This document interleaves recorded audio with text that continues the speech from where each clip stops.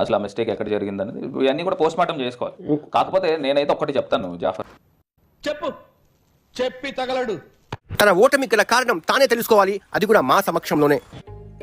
ఎందుకు సార్ పాతగాయని మళ్ళీ రేపుతారు? నేను ఒకటే అడుగుతున్నా, ఇవాళ చంద్రబాబు నాయుడు గారికి ఓటు వేయడానికి కారణం ఏంటి? ఇప్పుడు ఏం చేశాడండి 5 సంవత్సరాల్లో ఆంధ్రప్రదేశ్కి? ఆ మాట నువ్వు చెప్పకూడదు. ఎందుకు చెప్తున్నా? ఆ మాట నువ్వు చెప్పకూడదు. ఇన్ని సీట్లు కూటమికి రావడానికి కారణం ఏమై ఉంటుంది అంటారు? అందరినీ అసభ్యంగా మాట్లాడడం, తిట్టుకోవడం. జగన్ సార్ చిటికెన వేల మీద ఉన్న వెంట్రుకను కూడా నువ్వు పీకలేవని నేను చెప్తున్నా. సో పీపుల్ కి నమ్మకం పోయింది. ఆ రోడ్లు కూడా వైఫల్యం సార్, చాలా దారుణంగా చేసి పరిపాలన. జనరల్గా జగన్ అన్నకి ఏంటంటే ఆయన టీ టోటలర్, ఆయనకి లెక్కర్ అయితే తీసుకోడు. ఈ మాట ఎక్కడైనా చెప్పుకో, అలాగే నమ్మితే కర్మ. కొంతమంది మద్యం ప్రియులు కూడా వాళ్ళు కూడా ఆ విధంగా మాట్లాడేది వాళ్ళు మార్నింగ్ జరిగినప్పుడు. తన 2 గాజులు అమ్ముకోవాల్సి వచ్చింది. అప్పుడు ఆయన ఉద్దేశం ఏంటంటే సమాజం క్లీన్ ఉండాలి, తాగుబోతులను తగ్గించాలి, ఆ కాన్సెప్ట్ లో. బాబోయ్ కవర్ చేసుకోవడంలో నీకు నువ్వే సాటరా బాబు. రోడ్లు బాగుపోవడం అండి ప్రజల్ని చాలా విధాలుగా ఇబ్బంది పెట్టేసారు. తలుచుకుంటే ఏడుపు వస్తుంది సోదరా.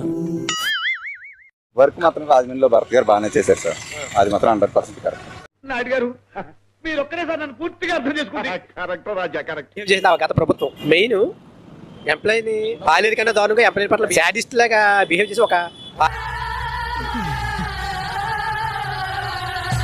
ప్రభుత్వం పాలన ఏం బాగుంది చెప్పండి? రోడ్లు ఉన్నాయా? అభివృద్ధి ఉందా? ఏముంది? పోలవరం ప్రాజెక్ట్ని ఎంతవరకు చేసుకొచ్చారు? It's very lengthy question, we cannot talk this. నేను ఇలా ఫ్లెక్స్లు ఎంచుకోవడం, పోస్టర్లు ఎంచుకోవడం ఎన్ని పిచ్చండి. పిచ్చోలు అయిపోయారు మా టీం అంతా. అంత బాగా చేశారండి భర్తబాబు గారు, అంత బాగా చేస్తారండి. కానీ పొగట్టలేమో ఈయనకు, ఓట్లు మాత్రం ఆయనకేసాడు.